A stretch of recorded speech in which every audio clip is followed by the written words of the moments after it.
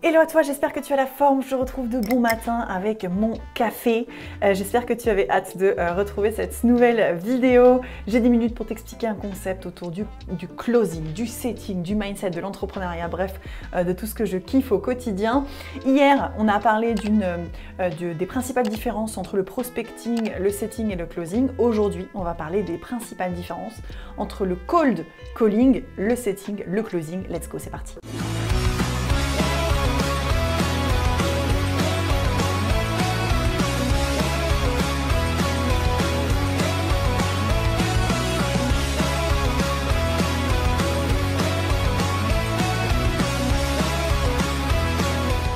Donc, tu l'auras compris, hein, ça fait beaucoup de trucs en ing, n'est-ce pas, hein, ça sonne très, très américain, ce sont des mots anglais, donc voilà, beaucoup de ing là-dedans. Alors attends, je termine juste mon café et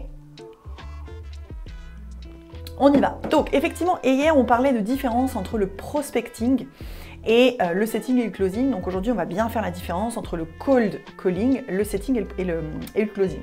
Normalement, tu devrais capter relativement rapidement la différence. Imagine, au moment où tu regardes cette vidéo, il y a quelqu'un qui t'appelle, tu ne savais pas que cette personne appelait. C'est un 06, un 07, un 09 qui s'affiche sur ton smartphone, mais tu n'as absolument aucune idée de qui c'est. Et puis quand tu décroches, tu as quelqu'un au bout de fil qui essaye de te parler d'un produit, genre la toiture à 1 euro, genre comment je pourrais dire, des compagnies téléphoniques qui essayent de te vendre leur dernier forfait téléphonique, etc., etc. Donc, tu ne sais pas qui t'appelle, tu ne sais même pas ce qu'ils sont en train de te proposer, tu ne connais pas le produit, tu ne connais pas le programme, tu ne connais pas le service, bref, ou vaguement, tu sais qui s'occupe de la toiture à 1 euro, mais t'en sais pas plus finalement. Tu n'as potentiellement jamais fait de demande pour être rappelé, pour potentiellement isoler ta maison avec la toiture à 1 euro, etc., etc. C'est ça le cold calling. En fait, le cold calling, c'est une compétence vraiment particulière qui s'apprend via une formation en cold calling. Parce que le setting, le closing, c'est complètement différent du cold calling. Le cold calling, comme son nom l'indique, c'est faire des appels à froid, donc sur des prospects froids. Qu'est-ce qu'on appelle prospect froid? C'est vraiment ce côté, je ne sais pas qui est ton client, je ne sais pas quel est le produit, le programme, le service, la formation, bref, je ne sais pas ce que tu as à me vendre, je ne sais pas quand est-ce que tu vas m'appeler et je n'ai peut-être même aucun intérêt pour ces trois choses-là, donc le produit, le programme et ton client, potentiellement. Donc, tu vois, par exemple, moi, en tant que gérante de Closer Evolution, si je voulais, j'irais juste taper sur Google, d'ailleurs, je t'invite à faire l'exercice en même temps. Je vais taper sur Google, je vais faire acheter des listes de prospects et je vais tomber sur toute une liste d'entreprises qui, à travers des techniques de scrapping des données, etc., vont te fournir, toi, en tant que gérant d'entreprise qui a besoin de générer des nouveaux prospects, des noms de potentiels clients qui sont classés soit par des critères démographiques, âge, catégorie socio-professionnelle, sexe, etc., soit par des centres d'intérêt. Et donc, je vais acheter ces listes de prospects à des entreprises dont c'est le service et je vais redonner ces listes du coup à des cold callers qui vont du coup devoir rappeler ces prospects. Donc tu vois, c'est comme si toi, en tant qu'individu, tu vas aller sur Google, tu vas laisser tes coordonnées pour, je sais pas moi, un programme, un service, tu vas laisser tes coordonnées pour recevoir une newsletter, etc., etc. Donc à chaque fois que tu laisses tes coordonnées, potentiellement, elles sont réutilisées à d'autres fins. Et donc, ce sont ces entreprises marketing-là qui vont scraper tes données pour ensuite les revendre. Mais encore une fois, toi, en tant que prospect, tu n'as, si on prend l'exemple de la toiture à 1 euro, tu n'as aucune idée de qui t'appelle, du moment où on t'appelle, tu n'as aucune idée de qui te propose cette toiture à 1 euro et la plupart du temps, qu'est-ce qui se passe? Tu n'es potentiellement même pas propriétaire, donc ce produit, en vrai, tu peux même pas l'acheter en fait, tu n'en es même pas responsable. Ça, c'est du cold calling et c'est excessivement différent du setting. Le setting, on est d'accord que ce sont des prospects qui ont fait une demande sur le site internet ou sur les réseaux sociaux de ton client.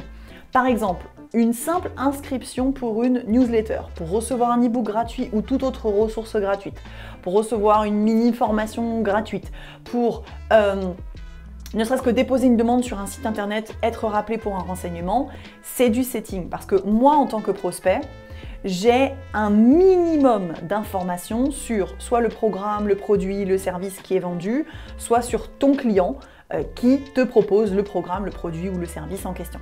Donc j'ai un minimum d'intérêt. Maintenant, à l'intérieur des leads que tu peux avoir à recontacter dans le setting inbound ou outbound, peu importe, il n'y a pas de différence. Je peux être un lead plutôt froid, c'est-à-dire que j'ai par exemple juste cliqué sur une vidéo YouTube et il y a un setter ensuite qui doit me rappeler, ou je peux être un prospect plutôt chaud patate parce que j'ai regardé toutes les vidéos YouTube, j'écoute les podcasts, j'ai téléchargé les ressources gratuites et j'ai déjà aussi potentiellement fait mes recherches entre ton client et la concurrence. Tu vois ce que je veux dire? Mais vraiment le cold calling, on est sur des appels vraiment à froid. Le prospect ne sait pas qui tu es, ne sait pas qui est ton client, ne sait pas quel est le produit, quel est le programme. Il est peut-être même pas dans la cible, hein, tu vois. Moi par exemple, des fois on m'appelle encore aujourd'hui pour la toiture à 1 €, je suis désolée, mais à l'heure actuelle je ne suis pas propriétaire, donc ça ne me concerne absolument pas du tout. Donc tu vois, là on est vraiment sur des appels à froid. Et là il y a des techniques bien particulières quand même pour accrocher l'intérêt du prospect et lui faire prendre rendez-vous avec potentiellement un commercial, un sales, etc., etc. Donc on n'est pas du tout sur la même approche du setting, on n'est pas du tout sur les mêmes types de résultats.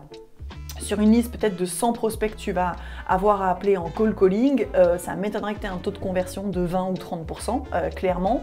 Et donc c'est quelque chose, c'est une compétence qui ne peut pas être rémunérée à la commission. Parce que tu vas faire beaucoup d'appels téléphoniques, mais tu vas probablement générer beaucoup moins de rendez-vous téléphoniques pour l'équipe de closers, de commerciaux, bref, ce que tu veux, de sales de ton client. Donc c'est quelque chose qui normalement est rémunéré au forfait.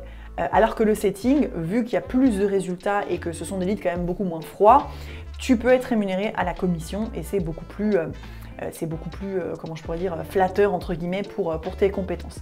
Donc tu vois, cold calling, setting, la principale différence, c'est que d'un côté, ton prospect n'a potentiellement fait aucune demande sur le produit, le service ou sur ton client, hein, il ne sait absolument pas qui vous êtes, ce que vous faites, etc. Que le setting, il a au moins fait une demande. Maintenant, voilà, la qualité du lead, entre guillemets, la qualité du prospect va différencier en fonction de est-ce que j'ai juste téléchargé une ressource que j'ai peut-être même pas regardée, ou est-ce qu'au contraire, je sais tout de Closer Evolution, j'ai regardé toutes les vidéos YouTube, je suis sur leur compte Instagram, sur leur newsletter, etc., etc. J'espère que c'est plus clair pour toi. Si tu as des questions, bien sûr, tu n'hésites pas à me les mettre en commentaire. Demain matin, je te retrouve pour une nouvelle vidéo. Je te souhaite une belle journée. Ciao, ciao!